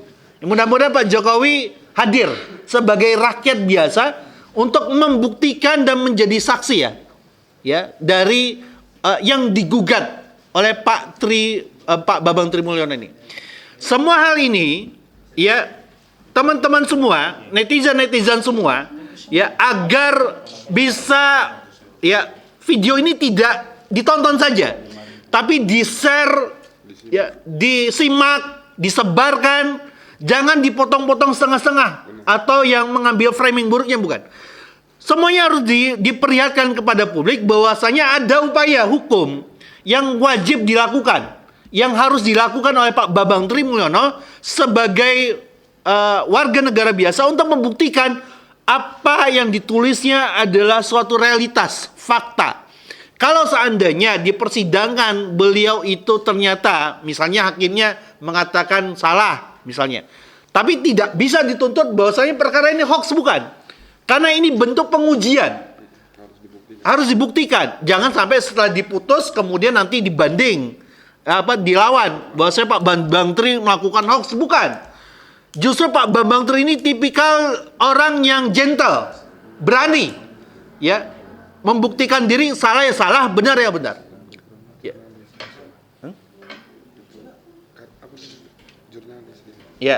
Karena beliau punya latar belakang jurnalis, punya latar belakang penulis, maka wajib bagi kita semua, siapapun itu, untuk bisa berkedudukan yang sama di hadapan hukum. Itu saja dari saya. Assalamualaikum warahmatullahi wabarakatuh. Alhamdulillah di tengah-tengah kita juga ada komunitas pecinta literasi, Bung Arif Nugroho. Saya minta juga Bung Arif untuk menyampaikan pandangannya agar diketahui publik bahwa ini sebenarnya bukan kepentingan Pak Jokowi, tapi banyak masyarakat punya kepentingan dengan gugatan ini. Bukan kepentingan Pak Bambang Tri maksud saya. Ya. Silakan. Assalamualaikum warahmatullahi wabarakatuh. Waalaikumsalam warahmatullahi wabarakatuh. Alhamdulillahirabbil alamin, wassalatu wassalamu ala asrafil anbiya'i wal mursalin. Terima kasih kepada Bung Ahmad Rozinuddin yang telah memperkenankan kami untuk menyampaikan pendapat kami. Kami di sini sebagai salah satu anak bangsa yang mencintai negeri ini, sebagaimana rakyat Indonesia semuanya, melihat negeri ini semakin lama semakin kacau. Dan saya melihat di Jokowi Undercover 1 dan 2 yang ditulis oleh Bambang Tri Mulyono, dan kita tadi sudah dengarkan pandangan hukum dari Bung Ahmad Khozinuddin, dari penulis, dari pengamat media sosial, bahwa tujuan pelaporan ini, sekali lagi kami tegaskan, tujuan gugatan ini sekali lagi ditegaskan oleh mereka bahwa itu tidak ada dasar kebencian sedikit pun. Justru ini adalah untuk membuktikan kesetaraan hukum antara seorang presiden dengan rakyat biasa. Dan menurut kami yang melihat fenomena ini, justru inilah keadilan yang sebenarnya. Kita juga melihat sebelumnya ada gugatan terhadap Presiden dan DPR yang digugat oleh Profesor Egy Sujana, dan kita melihat bagaimana situasi dan kondisi saat itu tadi juga sudah dijelaskan, dan itu tentu mengecewakan buat kami. Dan untuk itu kami berharap gugatan ini dapat diterima dan dapat dibuktikan siapa yang benar di antara keduanya ini.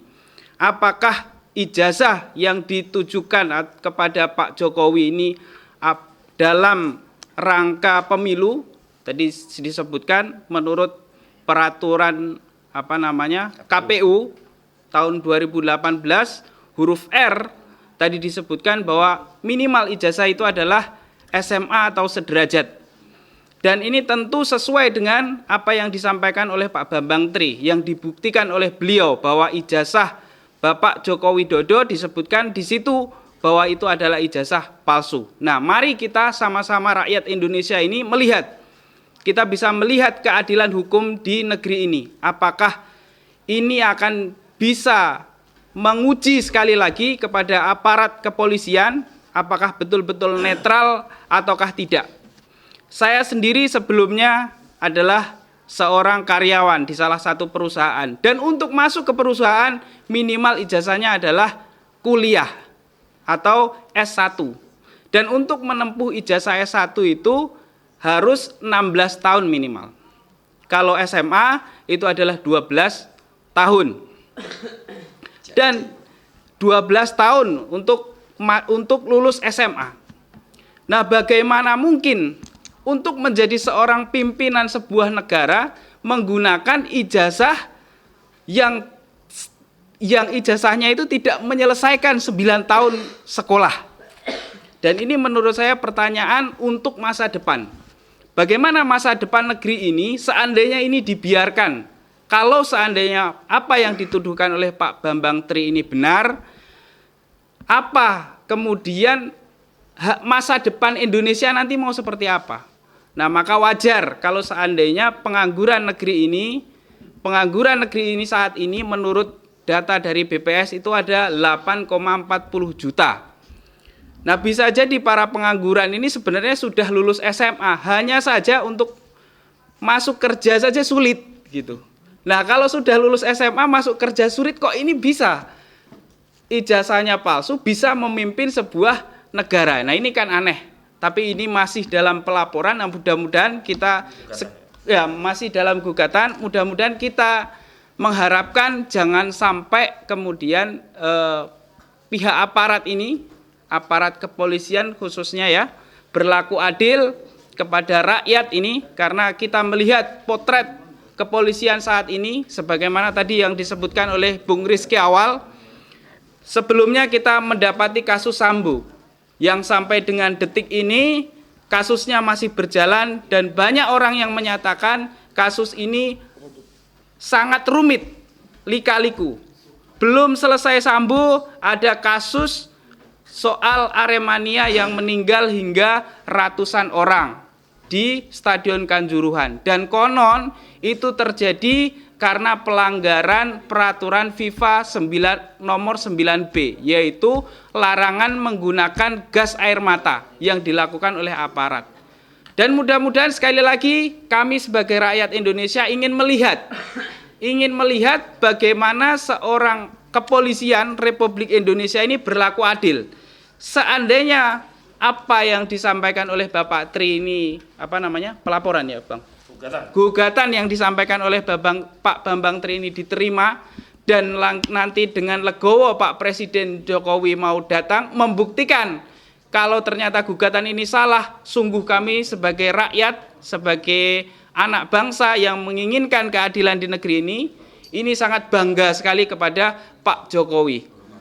Hormat sekali, respect sekali. Dan ini sekali lagi tidak ada tendensius politik apapun, tidak ada tendensius kebencian apapun. Justru ini sebagai bukti bahwa kita mempunyai pemimpin yang bertanggung jawab, jujur, dan memenuhi panggilan dari aparat pemerintah. Terima kasih atas perhatiannya. Wassalamualaikum warahmatullahi wabarakatuh. Waalaikumsalam warahmatullahi wabarakatuh. Baik, selanjutnya kita dengarkan pandangan Ustadz Irwan Saifullah selaku perwakilan dari ulama. Mudah-mudahan pandangan beliau juga menambah kaya ya usaha kita untuk berjuang untuk amar ma'ruf nahi munkar. Monggo Ustadz Irwan. Assalamualaikum warahmatullahi wabarakatuh. Waalaikumsalam warahmatullahi wabarakatuh. Alhamdulillah wa syukurillah wa ni'matillah la haula wa la quwata illa billahil aliyyil azim. Yang pertama saya ucapkan bela sungkawa kepada korban dari sepak bola di Stadion Kanjuruhan. Mudah-mudahan diampuni oleh Allah SWT dan diberikan pahala dan juga akhir yang dimuliakan oleh Allah SWT. Ya, saudara-saudara sekalian yang dirahmati oleh Allah SWT, pemirsa di seluruh Nusantara, yang pertama perlu saya sampaikan bahwa niat dari Bapak Bambang Menteri dan kuasa hukum ini benar-benar ya untuk melaksanakan ya penegakan kebenaran, ya penegakan keadilan dan juga amar ma'ruf nahi mungkar yang diperintahkan oleh Allah SWT. Ya, dan persoalan ini adalah persoalan tentang benar atau bohong. Ini adalah perkara yang sangat besar yang diperintahkan oleh Allah SWT untuk dicegah. Dan Allah SWT menegaskan di dalam ya Al-Qur'an, a'udzubillahi minasyaitonirrajim, bismillahirrahmanirrahim, qutilal kharrasun alladzina hum fi ghumratin sahun. Terkutuklah orang-orang yang banyak dusta. Subhanallah. Allah SWT menegaskan di sini ya qutilal kharrasun. Terkutuklah orang-orang yang banyak melakukan kebohongan. Siapa mereka itu? Alladzina fi ghumratin sahun. Yakni mereka ya orang-orang yang terbenam di dalam kebodohan yang lalai. Subhanallah. Sudah tahu kerusakan terus dilakukan. Sudah tahu kesalahan itu dilakukan. Sudah tahu korupsi itu merusak terus dilakukan. Ini bahayanya. Jadi Allah SWT menegaskan bahwa bohong ini adalah sumber dari berbagai macam kerusakan. Dan kebenaran itu adalah apa yang telah diperintahkan oleh Allah SWT. Ya, apa yang ada di dalam Islam, apa yang ada di dalam keadilan, itulah sesungguhnya yang harus ditegakkan. Kalau itu ditegakkan, maka kerusakan itu akan tertutup. Dengan kata lain, bahwa kebenaran itu adalah kunci-kunci untuk menutup kerusakan. Tapi kalau kebohongan itu terbuka, ya, maka akan terbukalah segala macam kerusakan. Subhanallah. Ya, maka otomatis ketika kebohongan ini ada, bisa kita lihat, ya, bagaimana kemudian muncul di kepolisian itu kemudian ada mafia Sambo, ya. Demikian juga kalau kebohongan ini ada, begitu mudah tidak ada yang mencegah. Presiden kita ini sudah puluhan, bahkan diduga hampir 60 lebih melakukan kebohongan. Dan kebohongan inilah yang kemudian bagaimana undang-undang, ya, undang-undang Omnibus Law yang sekarang ini kita lihat dampak ya penderitaan yang dialami oleh buruh. Demikian juga yang tadi dikatakan bagaimana ketika kenaikan BBM yang katanya tidak naik kemudian naik, bagaimana kemudian membuat sebuah kerusakan yang luar biasa. Rakyat juga mengalami pengeluaran yang meningkat. Demikian juga tidak hanya rakyat, sesungguhnya APBN pemerintah pengeluarannya juga meningkat. Sebetulnya sengsara. Padahal sebelumnya ini berusaha berkomitmen untuk tidak menaikkan. Demikian juga kebohongan juga akan melahirkan berbagai macam korupsi. Ya, bagaimana kemudian muncul korupsi Asabri, muncul korupsi Jiwasraya, muncul korupsi juga di ya Bumi Putra. Dan itu hampir senilai 52 triliun lebih. Ini sumbernya adalah dari kebohongan. Nah, ini yang pertama yang ingin ditegakkan oleh Bapak Bambang Tri dan juga kuasa hukum, sesuatu yang sangat mulia dan akan menjadikan negara ini yang sudah terperosok di dalam jurang tadi ini bisa kita angkat kembali. Yang kedua, tentu apa yang dilakukan oleh beliau ini karena kecintaan kepada negeri ini. Dan ini tidak hanya ya diharapkan oleh beliau, Pak Mahfud juga sudah berkali-kali sampai jengah kalau saya lihat bahwa korupsi ini sudah menyebar di seluruh instansi, di kepolisian, di kejaksaan, di kementerian, ya dan lain sebagainya. Maka beliau mengatakan semua rakyat sekarang harus bicara, semua rakyat harus bicara, semua rakyat harus bicara. Nah, sekarang ini yang berbicara kuasa hukum, yang berbicara adalah Bapak Bambang Tri, dan ini sudah ditegaskan dengan setegas-tegasnya. Ya, ini ya dibuktikan sesuai dengan konstitusional. Tidak ada makar, ya, tidak ada kudeta, tidak ada juga berbagai macam tindakan-tindakan kekerasan. Maka ini sungguh sangat luar biasa kemuliaan ini. Dan kalau ini berhasil ini boleh jadi saudara sekalian berhasil bahwa Pak Jokowi benar-benar ijazahnya palsu. Kemudian Pak Jokowi mundur. Ya, mulia atau tidak? Ya, negara ini menjadi kuat atau tidak? Ya, yang sekarang rakyat ini kepercayaannya menurun kemudian menjadi kuat, hebat atau tidak negara ini? Bahkan negara ini sekarang ini banyak yang merasakan ya yang dikatakan bahwa hukum ini menjadi panglima, hukum ini menjadi panglima, hukum ini menjadi panglima. Sekarang ini rakyat merasakan bahwa negara ini sudah otoriter. Ya, negara ini menjadi negara kekuasaan. Tadi disebutkan oleh ya Profesor Dr. Egy Sujana. Ya, tidak hanya Bapak Bambang Tri yang kemudian sebelumnya ini dipenjara, ini Gus Nur juga mau dipanggil lagi. Ya, bagaimana Gus Nur ini sudah terbukti bahwa beliau ini adalah lurus, bahwa beliau ini tidak meminta jabatan, tidak meminta uang sama sekali. Minta dia hanya ngomong, ini ada Bapak Bambang Tri. Wahai Bapak Kapolri, wahai Bapak Kapolri, wahai ya hukum, ya para pengacara, itu yang diminta, tolong diselesaikan, hanya itu saja. Ya. Sebaliknya kalau kita lihat Gus Nur ini juga sudah melaporkan Gus Arya dan jauh lebih luar biasa bejatnya tuduhannya itu. Gus Nur ini wedus, Gus Nur ini anaknya pelacur dan lain sebagainya. Sudah hampir 3 tahun tidak diproses sama sekali. Ini adalah bukti negara kita ini sudah menjadi negara kekuasaan. Maka sungguh sangat mulia yang dilakukan oleh Bapak Bambang Tri dan kuasa hukum. Sebaliknya seandainya ya ini tidak terbukti, ya maka berarti Bapak Jokowi benar. Kalau Bapak Jokowi benar, seharusnya juga semakin kuat Pak Jokowi ini atau semakin ya elektabilitasnya, kepercayaannya semakin turun atau semakin kuat? Kuat. Berarti harus berterima kasih kepada Pak Bambang Tri. Berterima kasih kepada kuasa hukum, subhanallah. Nah, ini barangkali yang saya pesankan ya. Sekali lagi ya ini adalah persembahan ya dari anak bangsa yang betul-betul mengharapkan keadilan. Mengharapkan tegak keadilan, bukan kemudian otoriter, apalagi tangkap menangkap, apalagi kriminalisasi, apalagi dibabat habis. Ini adalah satu kerusakan yang sangat luar biasa yang dikecam oleh Allah SWT sebagai tindakan yang terkutuk dan akan menghancurkan siapa saja yang melakukan dunia dan akhirat.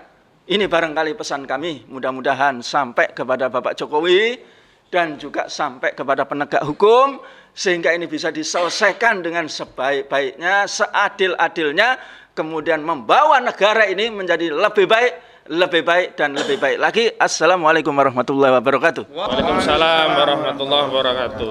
Kita insya Allah sampai ke akhir acara, tapi sebelum akhir saya minta prakata dari Pak Bambang Tri dan Ketua Tim Bang Egy Sujana sebelum nanti saya tutup acara ini dan saya sampaikan rencana-rencana ke depan dari tim.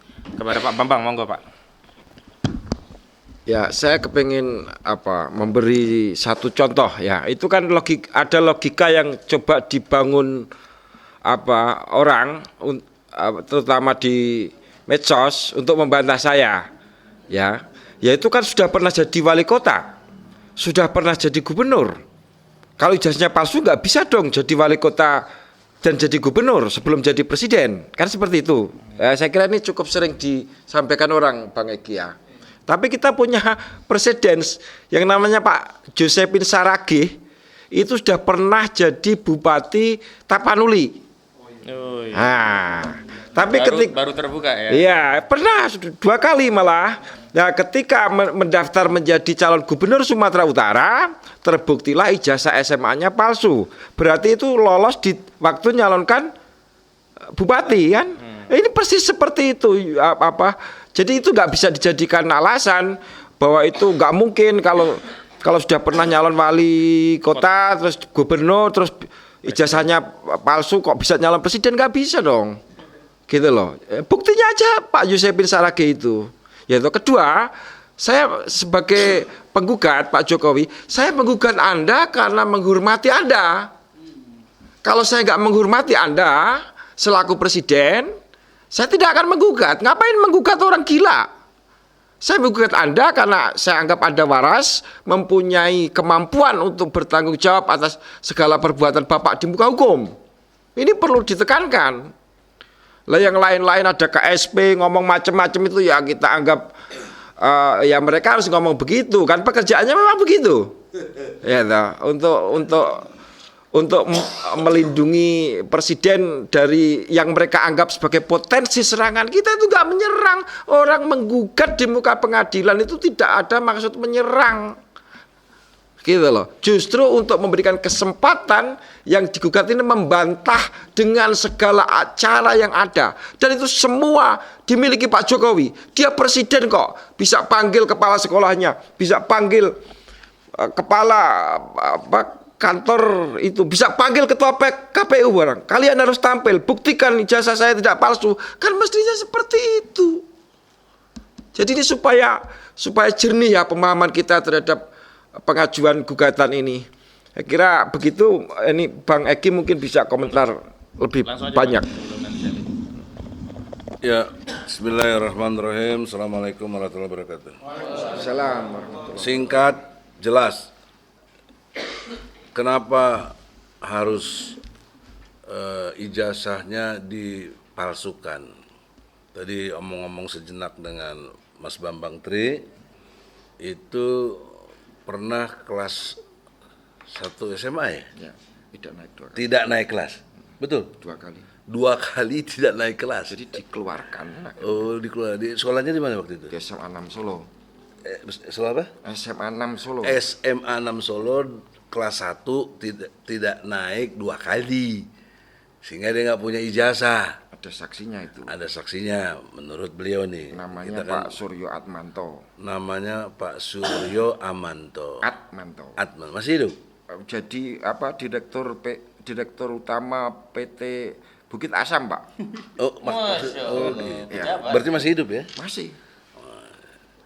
Tapi kalau dia diangkat direktur nggak mau bersaksi lagi nih. Ya itu urusan beliau dan urusan dengan polisi kalau nantinya jadi pidana ini. Nah oleh karena itu menjadi logis apa yang diterangkan Mas Bambang bahwa benarlah dari segi rentang waktu yang kita lihat sejarahnya tidak naik kelas 2 kali maka tidak punya ijazah, maka berkepentinganlah ijazah itu dibuat. Dan menariknya awalnya untuk calon lurah. Ya, calon lurah tadinya. Bukan, dia pengen jadi calon lurah, ditanya kenapa kok cuma lurah, kamu kan orang. Iya. Tanggung kenapa lurah? Iya, sekalian. Iya, dia ngomong karena nggak punya ijazah SMA. Iya. Itu dia bilang sendiri ya, tidak punya ijazah SMA. Iya, bilang sendiri. Maksudnya Pak Jokowi sendiri. Iya, menurut keterangan orang itu ya yang disampaikan ke saya. Nah, saudara-saudara, inilah fakta hukum yang tak terbantahkan karena telah terjadi. Maka, walaupun demikian, harus dipahami bahwa hukum itu ada 3 hal penting. 1, kepastian hukum. 2, manfaat hukum. 3, keadilan hukum. Nah, dalam segala kepastian, kita perlu kepastian. Ini Jokowi betul ijazah palsunya apa tidak? Kan belum pernah ada yang menguji, belum pernah ada yang mempersoalkan. Kita persoalkanlah di pengadilan negeri. Yang kedua, manfaat hukumnya adalah kalau ternyata yang benar adalah Jokowi, dia tidak memalsukan, maka Anda siap dihukum dong. Karena Anda membuat hoak yang luar biasa nih kalau gitu. Bukan, Bang, ini kan perdata. Iya, maksudnya ujung ceritanya bisa digugat balik dan sebagainya. Dengan cara lain. Tapi tidak melalui kasus ini. Iya. Ya, siap. Ini kan konsekuensinya kalau nggak terbukti Enggak, maksudnya, hanya ditolak. karena saya pernah dengar podcastnya itu sama Gus Nur siap ditembak kepala aja. Ini penting sebagai untuk kepastian hukum Itu dan manfaat hukum. Iya, untuk menekankan manfaat itu justru sehingga Nah, oleh karena itu, apa yang disampaikan Adinda Ahmad Khosinuddin dengan manfaat hukum yang ada, kalau demikian artinya ada pemalsuan, berhentilah gitu loh. Nah, itu MPR bertindak. Kalau MPR nggak bertindak, ya, Masya Allah, MPR juga harus diadili gitu loh, karena telah disfungsional. Nah, Siapa yang mengadili MPR? Ya kita pengadilan rakyat. Ya, akan terjadi pengadilan rakyat, insya Allah. Kalau ini tidak berjalan, dan ini logika keadilan itu dia akan berjalan mencari jalannya sendiri. Betul. Jangan kami yang dituduh. Kita justru mengkanalisasi supaya tidak ada pengadilan rakyat. Betul. Namanya pengadilan negeri untuk supaya terukur dan kondisional objektif terjaga. Jadi tidak mungkin kita menciptakan kerusuhan. Kalau mau menciptakan kerusuhan ngapain ke PN segala macam. Apalagi punya pengalaman buruk. PN merasa tidak berwenang. Itu Masya Allah ya. Tapi karena kita percaya lah, Bang. Kita masih percaya, masih optimis. Indonesia masih bisa dirawat, ditata ulang. Ditata ulang yang baik untuk muncul pemimpin-pemimpin yang baik. Jadi poin pentingnya adalah 3 hal itu, kepastian hukum, manfaat hukum, dan rasa keadilan. Karena kami merasa hari ini diperlakukan tidak adil, dibohongi oleh keadaan yang sebelum dibuktikan dianya benar, maka kami berasumsi ini adalah satu kesalahan serius. Makanya kita bawa ke pengadilan. Tetap menjaga praduga tak bersalah. Saya kira demikian, semoga ada manfaatnya. Assalamualaikum warahmatullahi wabarakatuh. Waalaikumsalam warahmatullahi wabarakatuh. Baik, langkah selanjutnya kami umumkan bahwa setelah perkara kami terdaftar di pengadilan dengan nomor perkara yang sebagaimana sudah kami sampaikan tadi, kami selanjutnya tinggal menunggu panggilan resmi dari Pengadilan Negeri Jakarta Pusat. Dan kemudian pihak-pihak yang terkait yang kami tarik dan sebagai pihak seperti Presiden Republik Indonesia sebagai tergugat 1, KPU RI sebagai tergugat 2, kemudian Kemendikbud MPR RI sebagai tergugat 3, Kemendikbud sebagai tergugat 4, nanti juga tunggu panggilan sidang. Dan sekali lagi kepada KSP dan seluruh pejabat negara lainnya, mohon untuk tidak berkomentar sebelum membaca gugatannya. Jadi baca dulu gugatannya baru berkomentar. Dan terakhir kepada seluruh rakyat Indonesia, segenap warga, ya kami minta dukungan, doa, dan mudah-mudahan ini adalah ikhtiar yang diridhoi oleh Allah Subhanahu wa taala. Dan selalu ingatkan kepada seluruh rakyat bahwa ini bukan gugatan yang kepentingan hanya kepada Pak Bambang Tri, tapi ini gugatan yang kepentingannya bagi segenap bangsa Indonesia, karena ini berkaitan dengan legalitas jabatan Presiden Republik Indonesia. Demikian dari kami, kurang lebihnya mohon maaf. Kita tutup dengan doa kifaratul majlis. Subhanakallahumma wa bihamdika asyhadu an la ilaha illa anta astaghfiruka wa atubu ilaihi billahi fisabil haq fastabiqul khairat wallahu muwaffiq ila aqwamit thoriq. Wassalamualaikum warahmatullahi wabarakatuh. Waalaikumsalam warahmatullahi wabarakatuh. Takbir. Allahu Akbar.